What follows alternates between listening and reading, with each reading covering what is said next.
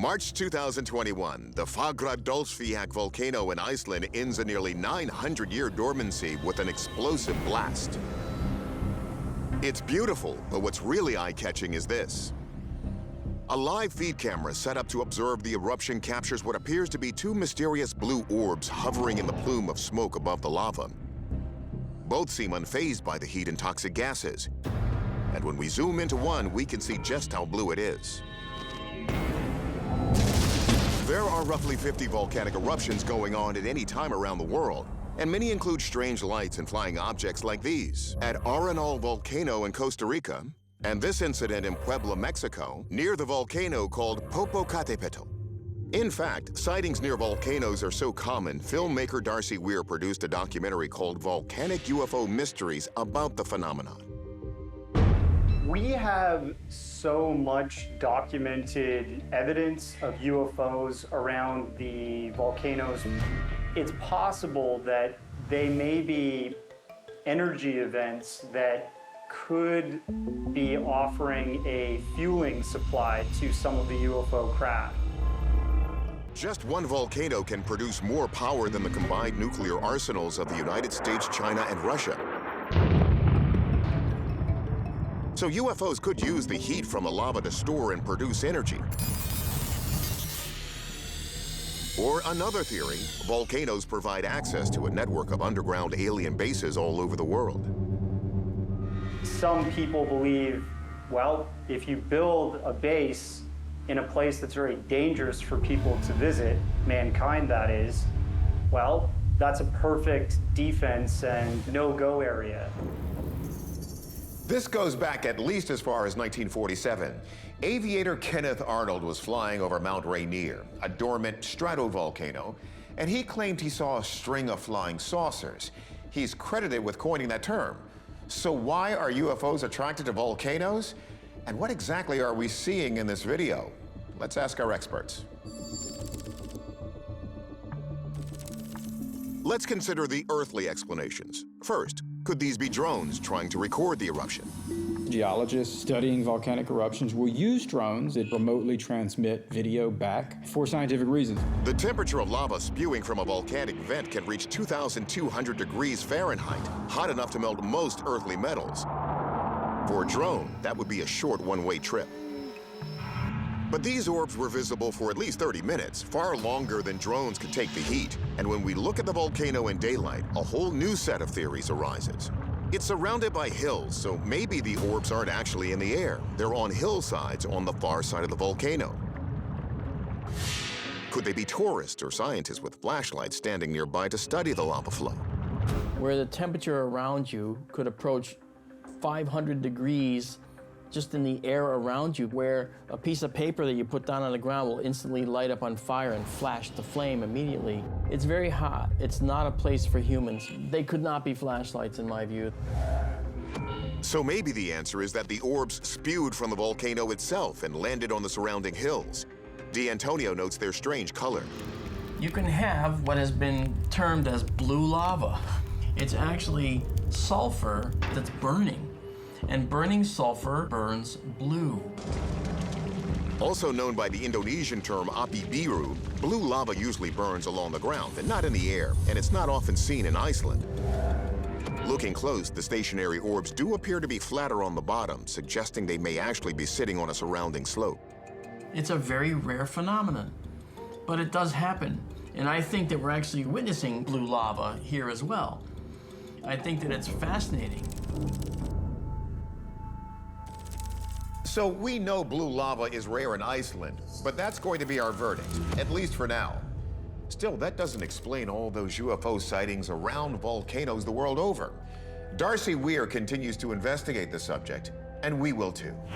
July 13th, 2020, landscape gardener Ben Landrocombe is on a camping trip in Devon, England. There, in the sylvan silence, he comes upon a scene that looks anything but natural. When we walked about 15 minutes into the forest, it felt really eerie, and the woods were really dense and just felt a bit of an eerie place. Then there was this big, like a crater, like a perfect circle.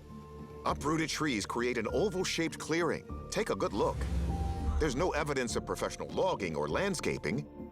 We slow down the video, and you can see the damage seems to be about 60 feet across, with blown down trees right next to ones that are perfectly upright. Did something large land here? Well, it's definitely a mystery, and who knows what it could be, but I've never had an answer back to me straight saying what it is. So I'll still believe it's a UFO landing site. Journalist Aaron McCarthy says after it was posted, Ben's video made international headlines, with many comparing it to another English phenomenon associated with possible UFO landing sites. To me, whenever I see something like this, I think of things like crop circles, because they are just really pushed down with some force. It doesn't look natural. Southern England is the site of the famous Rendlesham Forest incident of 1980. Sightings of unexplained lights in the sky that became known as Britain's Roswell. So did Ben stumble upon the footprints of a British UFO, or something we can't even guess? We turn to our experts for a closer look. Our military analyst Tim McMillan considers the possibility that a secret or experimental aircraft might have crashed here. If you're talking about any type of aircraft, falling out of the sky or crash lands, you're gonna have an impact crater and you're going to see debris. So you would see a lot more going on. Definitely some physical evidence that would support any type of crash of anything. Now, some have suggested this could have been caused by a meteor. If such a strike created a crater here, it happened long enough ago for most of the displaced Earth to fill in. But these trees look like they were felled recently. They're still green.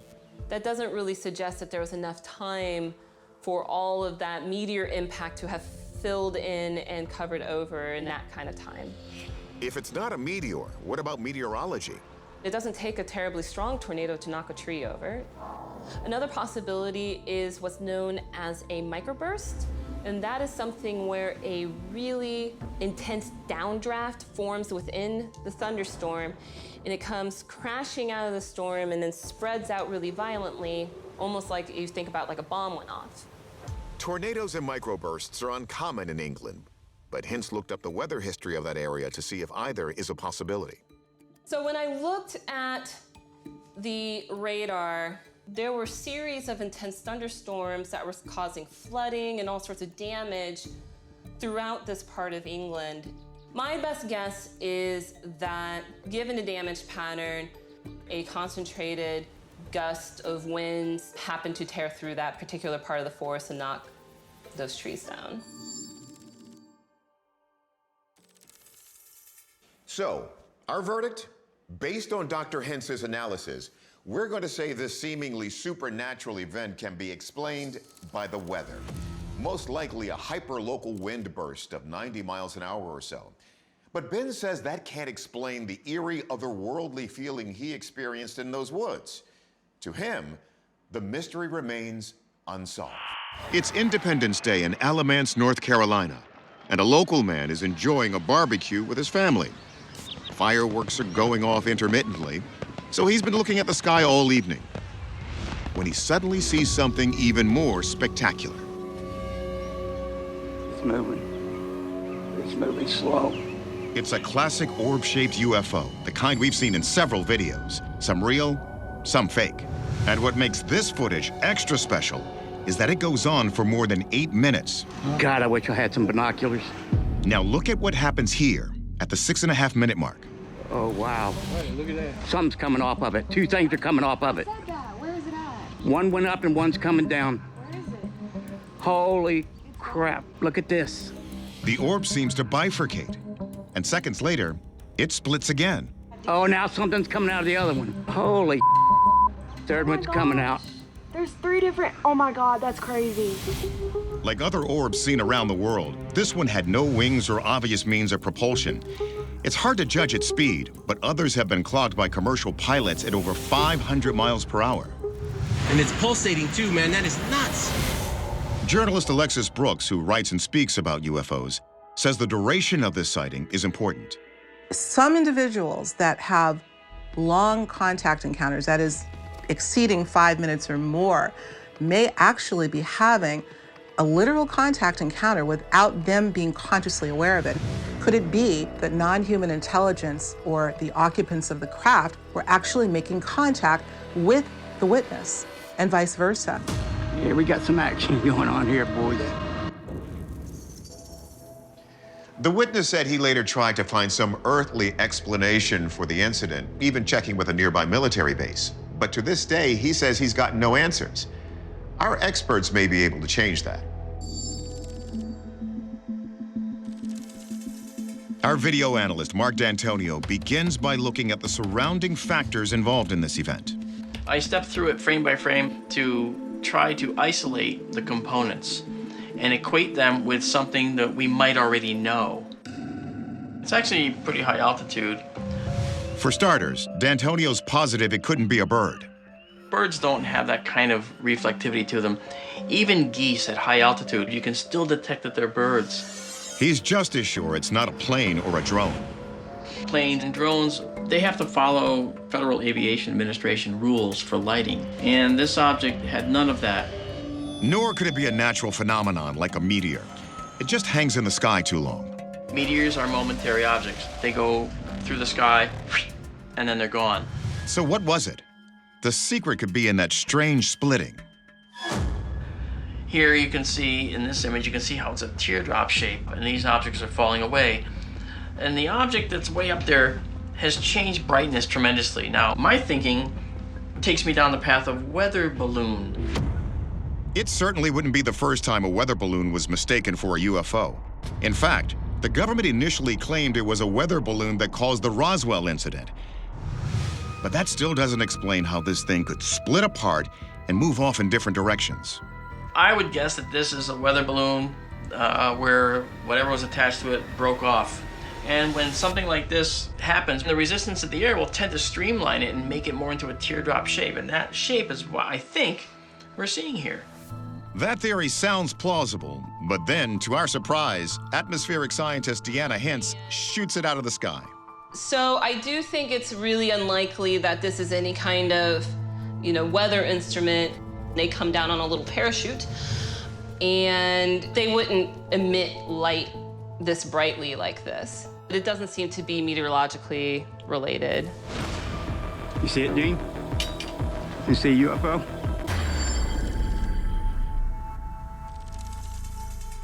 So, America, is it proof or not? It doesn't appear to be a bird or a plane. Could it be a weather balloon? Maybe. But a local weather service later told the witness there were none in the area. Until we get more solid information, we're going to call this a genuine UFO.